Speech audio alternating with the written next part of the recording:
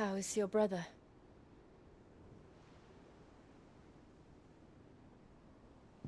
Asleep since I returned from the Dominion. Taya says he should be back on his feet soon enough. For a while, at least. She discovered something on his chest. A swelling, circled in stone. The curse.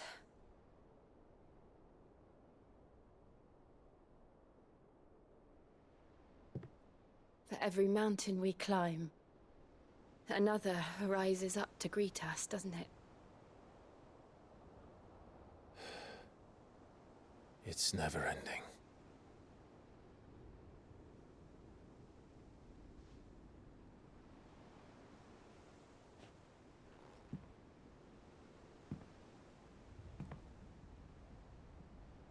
Even the sky seems to have grown tired of it all.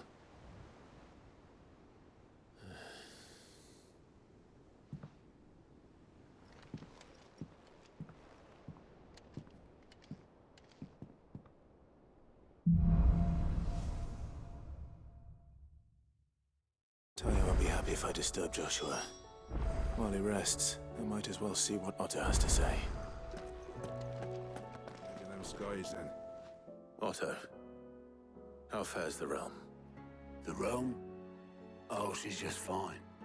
As long as you look past the fact storms out Mothercrystals and her skies are a roiling cesspit. And Gav? He's with your uncle in the Free Cities, helping Mid with her project. Sent an owl their way the moment the winds turned foul. Still waiting on a reply, though. Do you have any good news? Well, that depends on your definition of good. All right, fine. What do you suggest we do? Oh, no, I'm just a messenger. I leave the scheming to those more suited to the task. Could be that Lady Vivian and Old Tomes have their own thoughts on the current state of things. Could be that they don't. It certainly can't hurt to ask.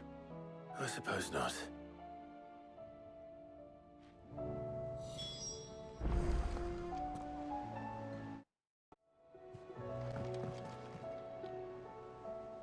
How is it that every one of your little excursions presages some inexplicable catastrophe? Not that you are to blame for the Dominion's fate. No one could have predicted the actions of the Crown Prince. I'm sorry I couldn't save your home. My countrymen are stronger than you think. A few toppled clock towers won't break their spirits. They'll be back on their feet in no time. I hope so. Look at us. Bluer than a pair of bog crabs. Tempting though it may be, sulking will not help us find a solution to this mess. You believe there's one to be found? I don't know. But I am certain we're more likely to find it if we first examine the facts.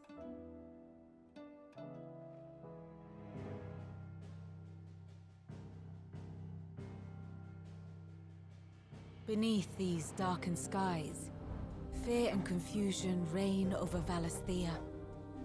Oh, the lands around the fallen Mothercrystals had already begun to wilt for want of aether. But not like this.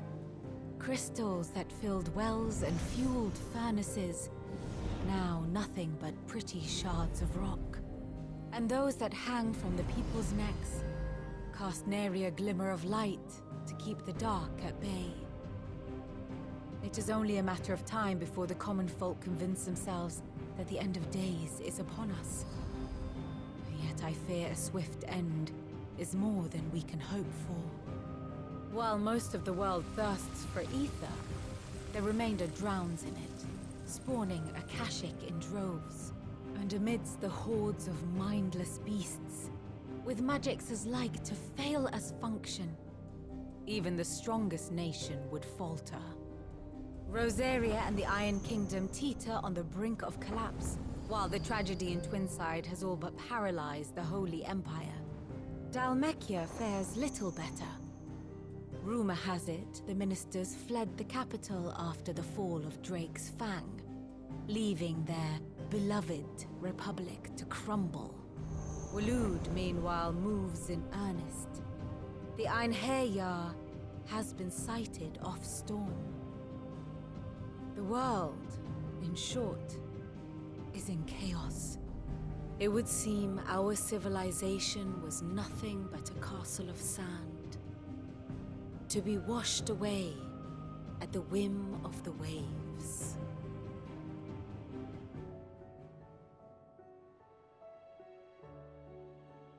A castle of sand. Not my best flourish, but it seemed fitting. The reports I've received are considerably more blunt in their appraisal. Without the protection of their nations, it will fall to the people to defend themselves against those who would take what is theirs. Which is only ever going to end one way. Defending a farmhouse against a band of chocobo thieves is one thing, but pitchforks and palisades will do little to stall an army's advance.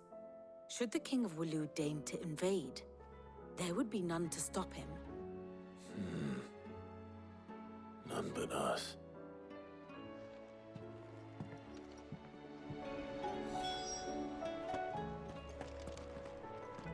Let me guess. You're here about the skies. Is there anything you don't know, Lawsman? It doesn't take a court astrologer to augur the obvious. As for what has disturbed the heavens, that, I believe, is a question the Fallen might be better placed to answer than I. And on the 6th day did the gods tear the sun from the firmament, visiting darkness upon their prideful sons and daughters. But I dare say you remember your childhood lessons on the sins of Zemeckis only too well. You think they're connected? That Ultima was one of the gods responsible? Well, he has certainly exhibited powers that we mortals would associate with the divine. There is nothing divine about him. But he wouldn't be the first god of whom that could be said, now would he? Yet for all the fairy tales that tell of the sins, there is almost nothing in the way of actual historical accounts. Had I the Journal of Moss the Chronicler, I may have been able to tell you more, but alas, I fear all remaining copies have been lost to time. You will forgive me, I hope? Certainly not. Because there is nothing to forgive. Even without this journal, you've provided us ample wisdom. And we will always be grateful for it. Perhaps Otto will be more inclined to share his thoughts when he hears what the others had to say. Clive, we have a problem. Only one. That would be a first. It would. Actually, there are 3. We had as many owls arrive while you were at the shelves. Martha's got a Akashic out her gates, and talk of monsters roaming the hills outside of Northreach has put the wind up Isabel and her lot. And don't forget Dalimil. Lubor says the village was raided by bandits. When it rains... It fucking pours. The curse breakers are spread thin, taking stock of the damage in the Dominion. And even if I could get word to all of them, I doubt they'd get here in time to make any real difference. Which means there's only 2 people who can. Jill and I. Let them know we're on our way.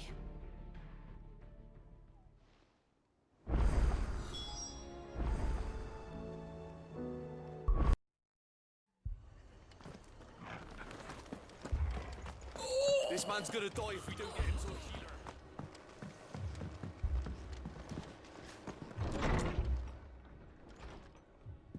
Martha. It's good to see you. And you, Clive. Jill? Otto said you'd been attacked by Akashic. What exactly happened here? Those skies are what happened. Not long after they fell dark, we had our first visit. There were hundreds of them. Tried to storm the hill. Only a handful made it up here, but that was more than enough. The rest are still down there now. And while we have a few willing fighters holding them back, they're sorely outnumbered. What do you think, Clive? That we join the fight? I thought you'd never offer. Now, where I need you is the Fallen Gate. That's where the fighting is fiercest. Let the men know you've come to help. Something tells me they'll be pleased to see you. We're on our way.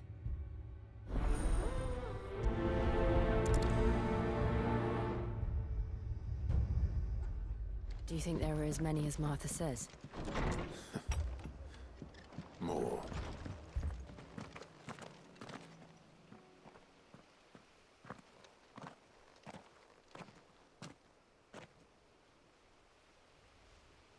Clive, wounded. We deal with the Akashic first.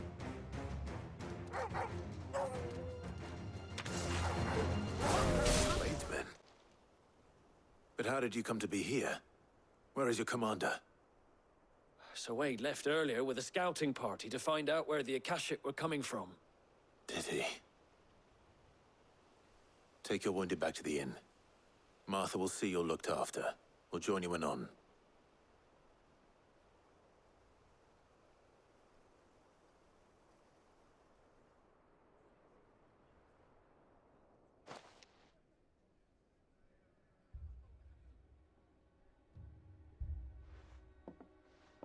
And to think you took them for thieves.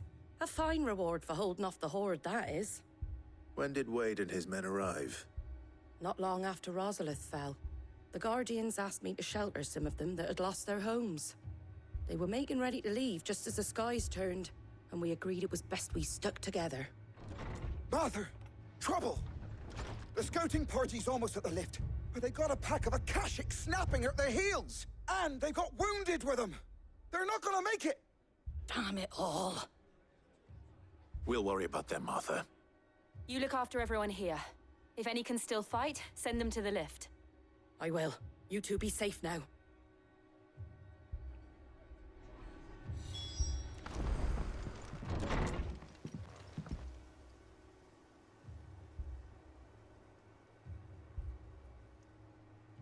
Squire, I need you to get those who can still walk up the lift to Martha's.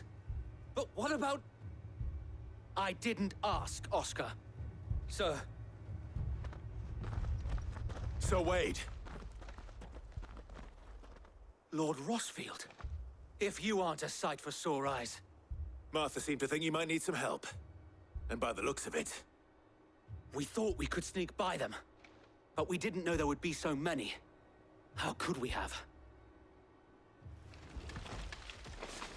Behind you!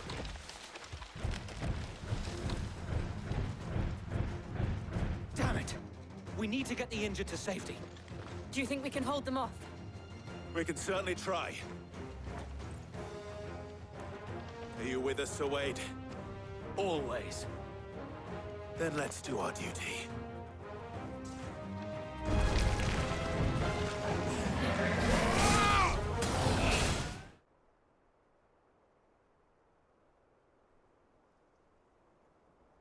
Is anyone hurt?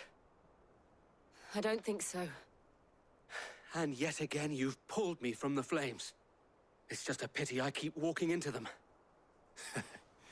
You've never been one to shy away from danger, Sir Wade. Like any shield worthy of the name. I see you're all in one piece. Martha! Is something wrong? The lookout saw smoke coming from down Eastpool way. Too thick to be a hearth. A second horde. Feel like finishing the job? Always. Jill and I will make for Eastpool. You'll need to move the injured without us. Don't you worry about them. The moment my men are safe, I'll follow. Good luck.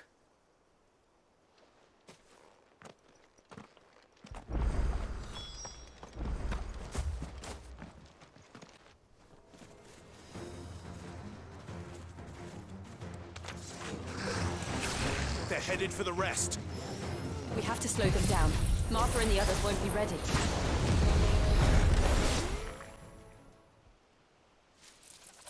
Something's coming.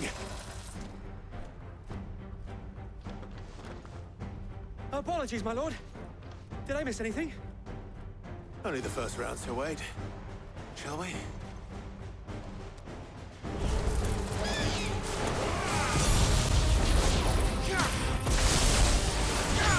That's it.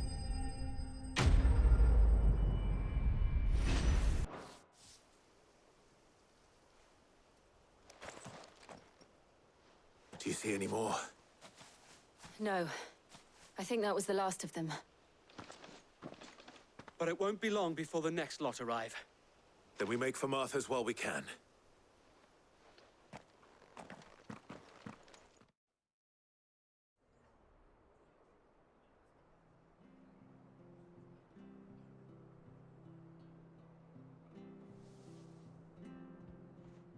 What did you find out there? The same as Sir Wade. Scores of Akashic. Well, wherever they came from, they're gone now. Our lookouts say the lowlands are clear. Hopefully we'll have enough time to lick our wounds. How many of your men were injured? A damn sight less than if you hadn't turned up. Thank you. It was a hard-fought victory. But as long as the skies remain dark, I fear the Akashic's numbers are only going to rise. It's not a matter of if the Horde will be back, but when. And whether that's sooner or later, we'll need to be ready. The inn here affords a good view of the land, and is easily defendable. I'd like to make this one of our outposts. What do you say, Martha? You'd have more men to guard the rest. Well, when you put it like that, of course they can stay.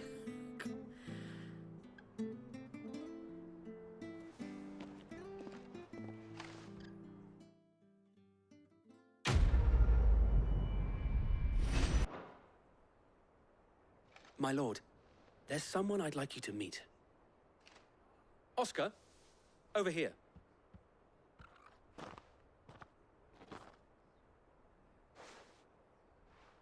It is an honor to make your acquaintance, Lord Rossfield. I am Oscar. Oscar of House Murdoch. Murdoch?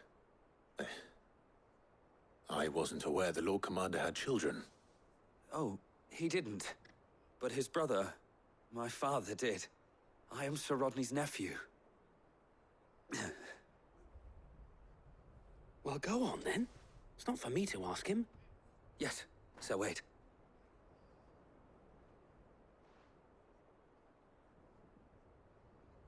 If it please you, my Lord Marquis, might you take me as your squire? I would learn the duties of a shield from the finest. I'm sorry to disappoint you, Oscar, but I'm a shield no longer. Nor was I ever the finest. And spending time in the company of an outlaw hardly seems a fitting education for one aspiring to take his oaths.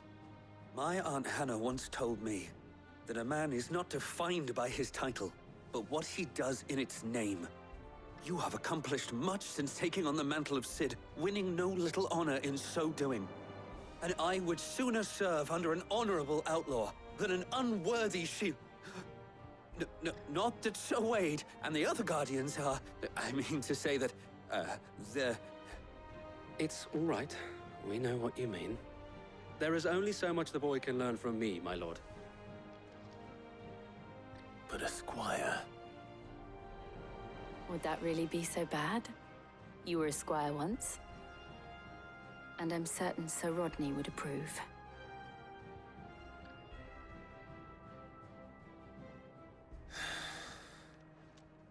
Know that I'll show you as much leniency as your uncle showed me. I would not have it any other way.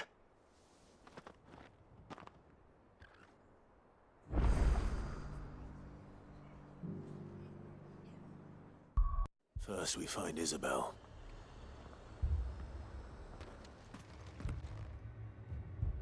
My lord, my lady. We received the dame's message. There have been sightings of strange creatures, I understand. With the blue eyes. Yes. Like a Akashic, but different. They've taken so many. I've lost count. Akashic, but different. Ultimus thralls. And what of your mistress? Is she here? Oh, no. She went to the garrison to ask what they were planning on doing about all this. Then we'll look for her there.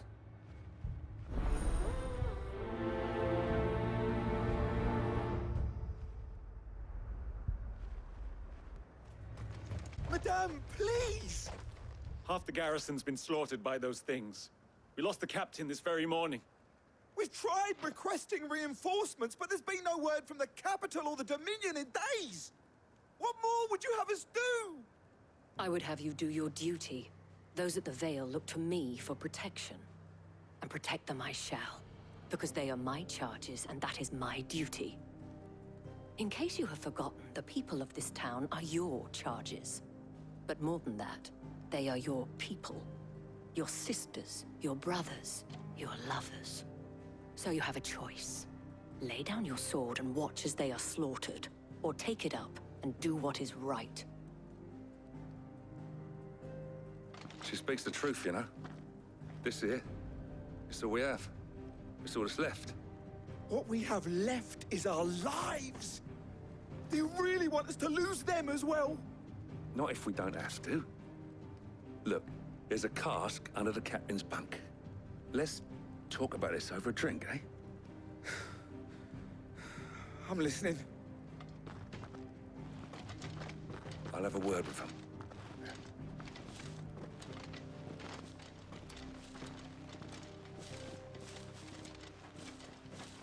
Ah, Clive.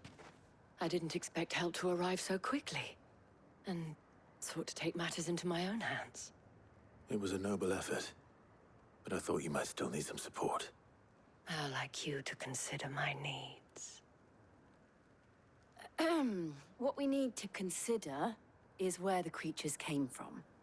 The way the survivors speak of them, one would think they appeared out of thin air. And perhaps they did. It's hard to know what to believe these days. We'll talk to the survivors.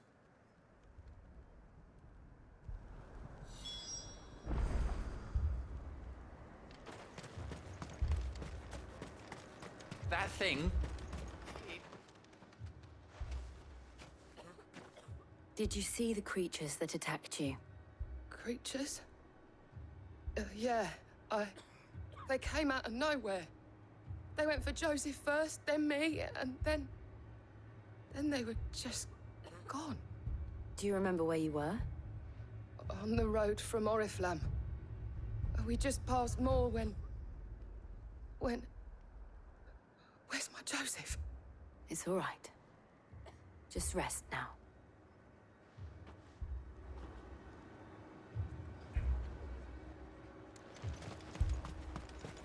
It's all right. Don't leave me, Paul. My family. You're a pikeman, yes? What happened? I've got family in Moor. I heard the flood was spreading, so I went to see if they were all right. And a pack of them glowing things found me in the meadow. I ran for my life. I never did get to the village. Leave that to us. At least we have an idea of where the thralls might be now. We should head for more. Clive, look! I see them. With me!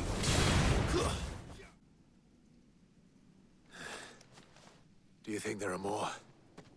There are always more. But I'd say we've done what we can for the time being. Then we should let Isabel know.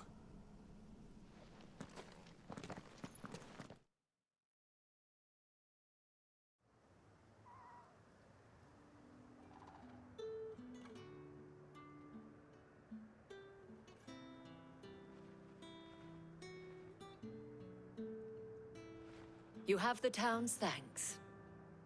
Don't thank us yet. There will be more. Many more. And you'll need to be ready for them. Oh, we shall. Isn't that right, Captain? Yes, milady. The garrison will be ready. Philippe here has convinced most of the men to remain at their posts. For now, at least. Hearing that the Dame would look kindly on any man who committed himself to the task certainly didn't hurt. It's not the most selfless of motives, I'll admit. But whatever it takes, eh? Now me, I never needed convincing.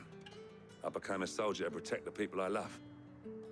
And the people I love include the ones standing before me. Handsome and chivalrous. Now, if you don't mind, I have sentries to post. Milady.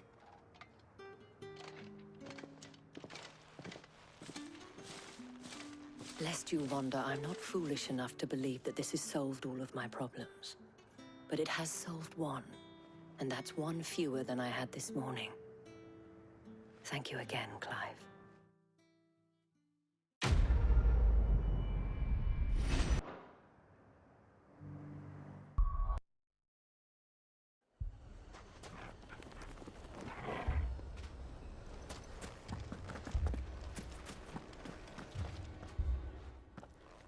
Sid!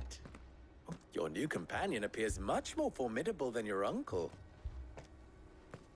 Should I be worried? You haven't been introduced. Jill, Clive has told me much about you. All lies, I'm sure. Your Stolas said that Dalamil has a bandit problem. Indeed. Although, you're a little late. They left with our food and guild days ago. Any idea where they went?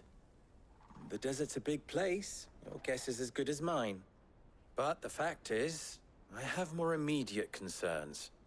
What did you say to me? What did you say? As if by magic. Let's just say we've yet to reach a consensus about how to solve Dalamil's little problem. And at this rate, it won't be the actions of the bandits which prove to be our undoing. It will be our own. I've tried reasoning with the dissenting parties, but even the Desert Hare has limits. Perhaps we could talk to them. What makes you think they'll listen to us? What makes you think they won't? She makes a fair point, Sid. And you won't have wasted much of your precious time if you fail. They're just across the courtyard.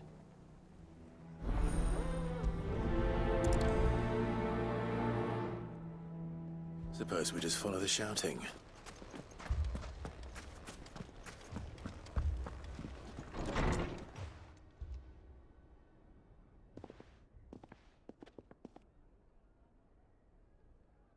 You wouldn't talk like that if it had been your men whose throats were slit. Blood for blood, it's the only way. We hire mercenaries and have them mount the bandits' heads on our walls as a lesson to the rest. And what happens when those mercenaries are slaughtered like your men? Are you going to hire more? We're better off using that coin to buy food and supplies. If we hire mercenaries, the only thing we're buying is the bandits' ire. And you cannot fill empty bellies with that. Do you hear me? But what happens when they come back? Maybe it'll be your throat that's slit. That's enough. Both of you. Any more of this and I'll throw you out myself. Come back when you're ready to talk like adults.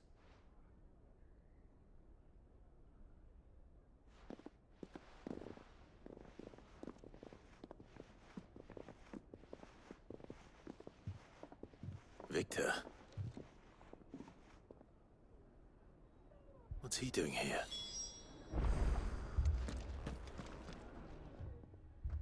Sid. And Lady Jill. What brings you here? I was about to ask you the same thing. Costness is in chaos, and the markets have all but ceased to operate. The Briar's Kiss here in Dalamil is the only place I can reliably obtain supplies. I was here to do just that when Master Lubor told me of his troubles. He thought I might be able to talk some sense into these fools. But if you're here, I suppose his patience must be waning. Who are those people? Those were the thorns in Lubor's side. And the reason this place might be headed the same way as Costness. It's these accursed skies. The darkness is enough to drive a man to madness. Or an entire city, for that matter. We're still working on the skies. But in the meantime, perhaps we can find a solution to Dalamil's problems. I hope so. For all our sakes.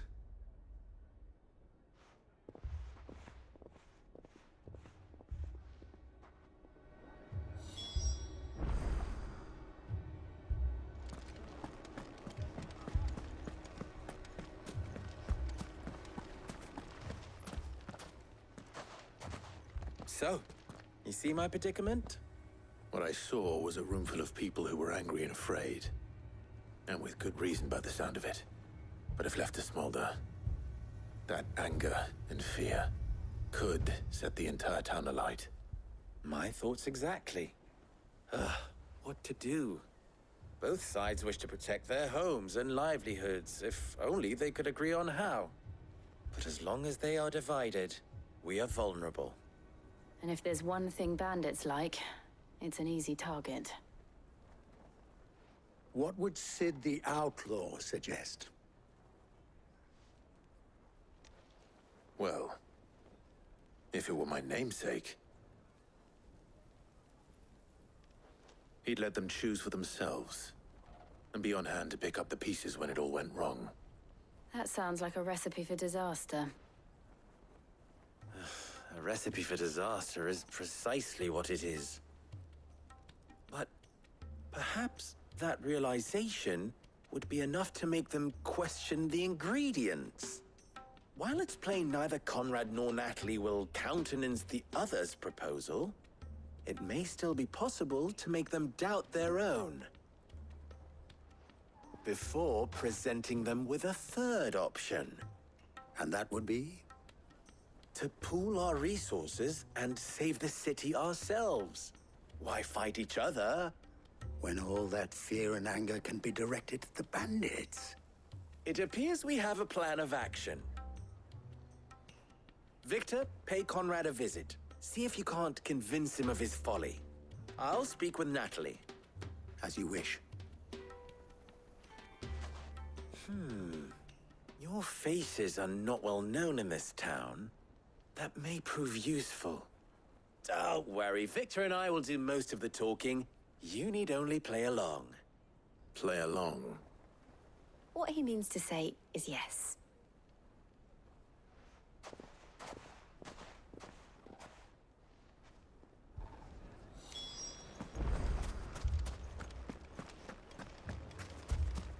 Picture it, Conrad.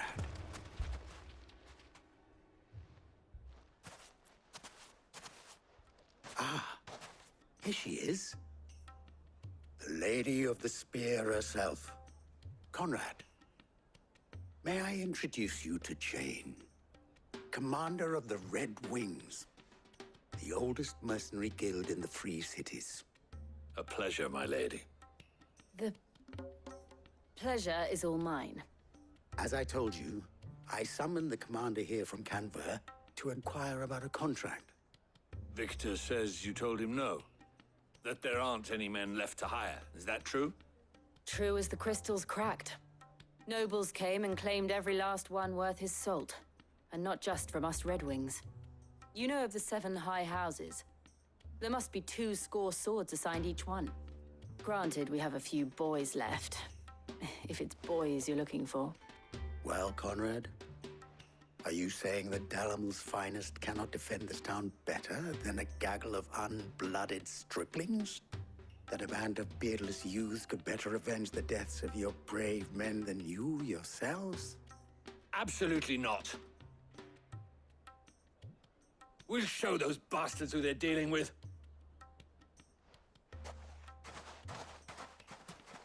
I can't believe that actually worked. Conrad's not what you called the brightest candle in the crypt. And there's a reason why I had you do the talking and not Sid. Well played, my lady.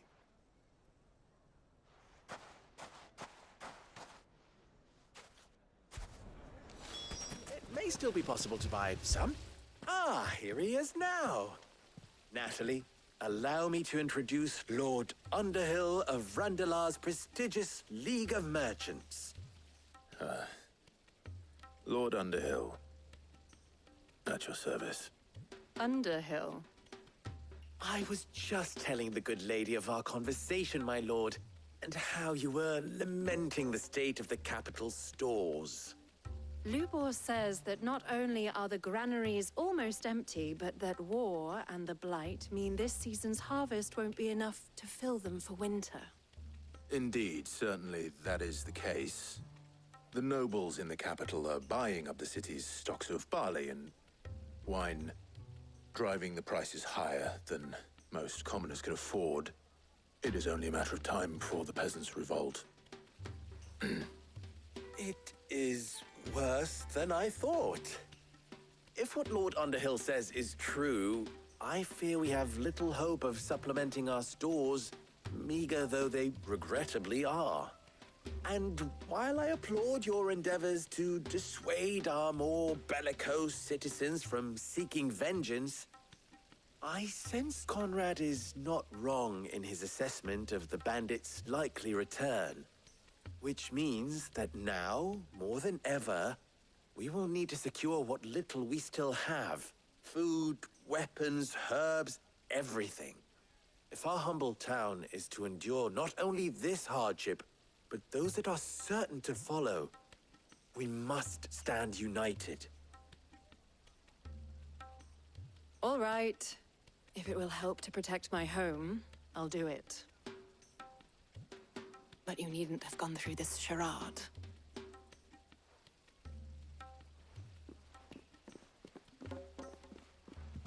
Thank you, Clive. Your performance was nothing if not workmanlike. She saw right through it. I didn't say it was good, merely that it produced the desired effect. Now, my scouts should be returning shortly. Meet me back at the Briar's Kiss, and we shall see what we face.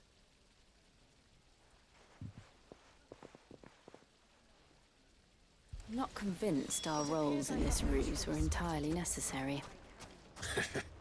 I don't know. Conrad seemed quite taken with you. Mommy, I'm scared. Good news, Sid. Both Conrad and Natalie have somewhat gracefully accepted their new roles. With time, they may even learn to. Time no longer appears to be the luxury it was before lunch. I take it your scouts found the bandits. Technically, it would be the bandits who found my scouts. It appears they march for Dalimil as we speak. All of them. You're not serious. They don't just want food, they want the whole damn town.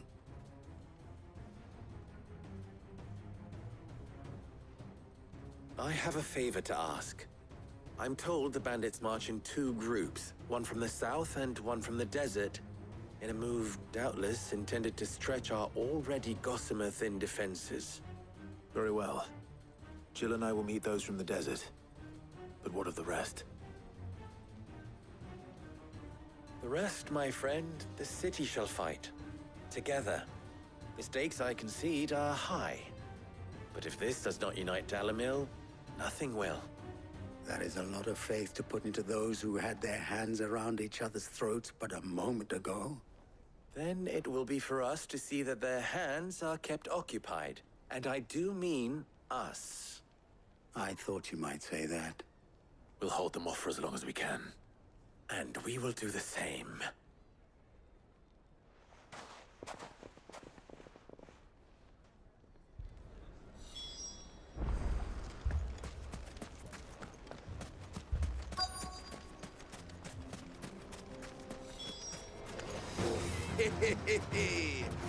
The womenfolk have come to welcome us. I'll take that one. He's all yours. The townspeople. Could they have held out? I don't hear any fighting. What do you think? That we should hurry.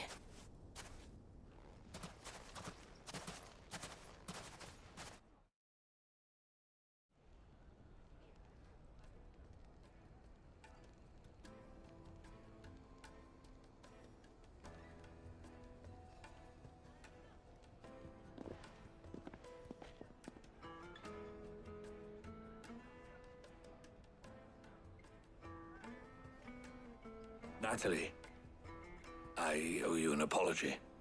You did well out there. The inn would have been lost had you not held the line. Without you, there would have been no line to hold. You saved us, Conrad. You saved Dalimil. We all saved Dalimil.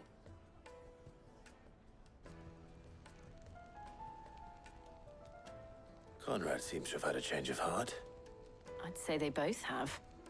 I take it from your presence that our visitors from the desert won't be joining us either. Pity. The plan worked, Sid. Granted, it only took an army of bloodthirsty bandits at our gate. Calm now, Victor. Why quibble over the details? We are united, and that is all that matters. As for you, Sid, you fight considerably better than you act. I'll take that as a compliment.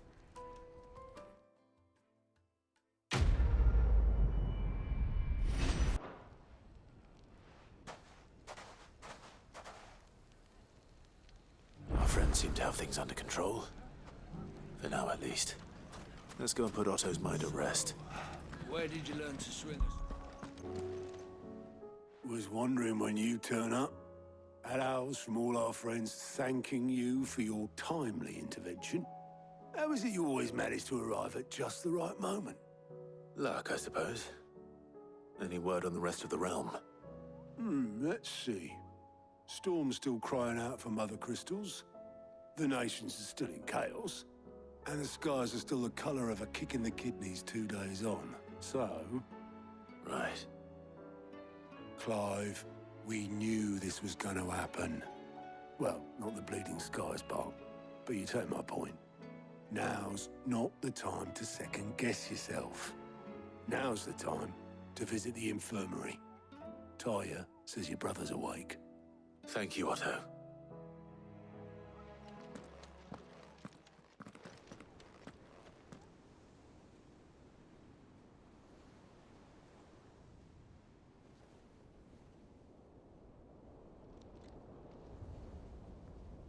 So it was not Sylvester, but Olivier who served as Ultima's puppet. And when Dion learned of this, he sought to slay the fiend.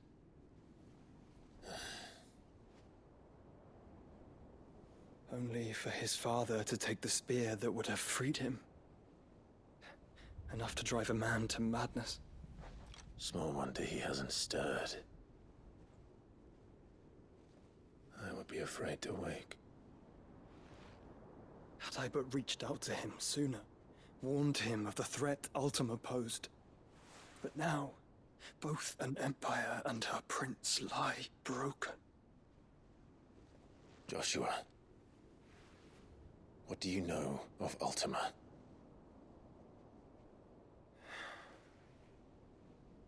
Very little, I'm afraid.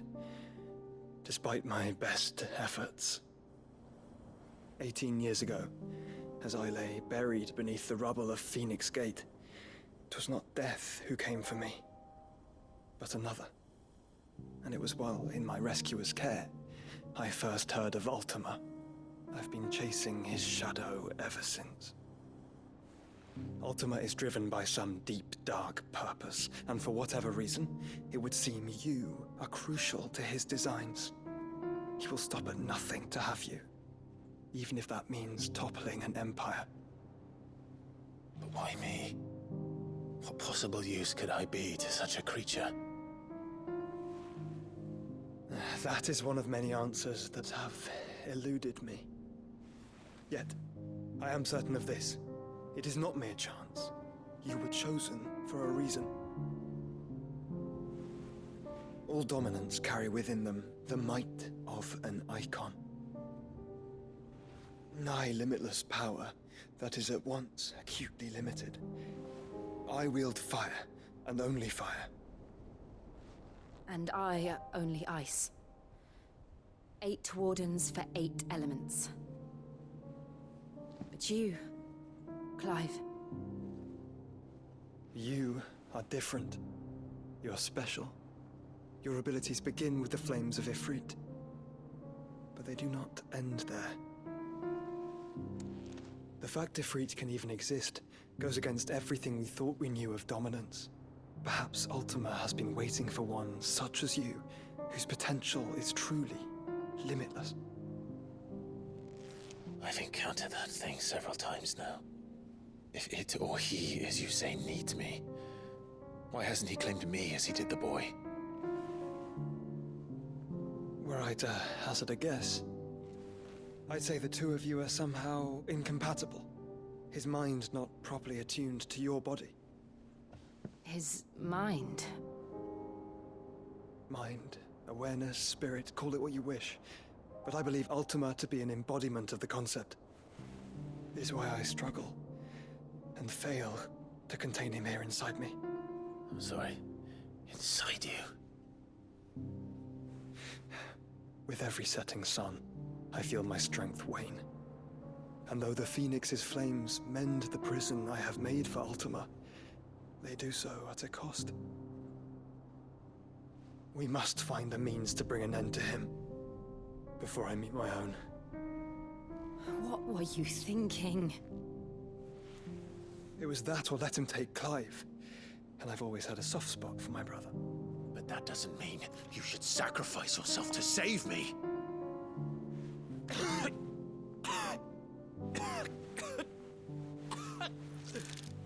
Joshua! Clive! It's Gav! There's an army of Akashic at the gates of Canver.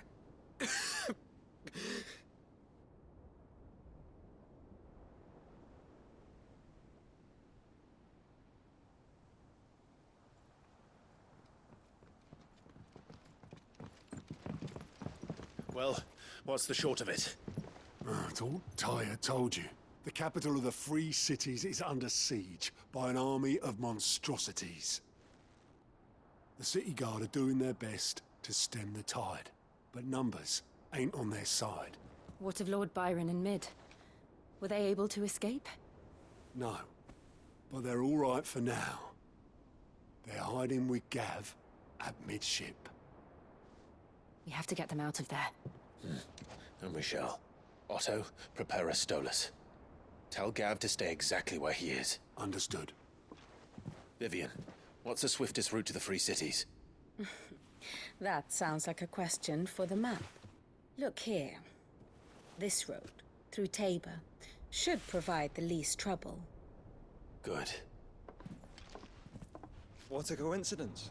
Tabor is exactly where I'm bound. Joshua, bed is where you should be bound. You don't think I told him the exact same thing? Were Tyre not such a talented healer, I would surely have been inclined to agree. But, thanks to her ministrations, I feel I may safely rejoin my attendant, who was to wait for me in Tabor if we became separated. All right, we travel together. Clive! If he stays close to me, he'll be fine. Thank you, brother. I'll look after him.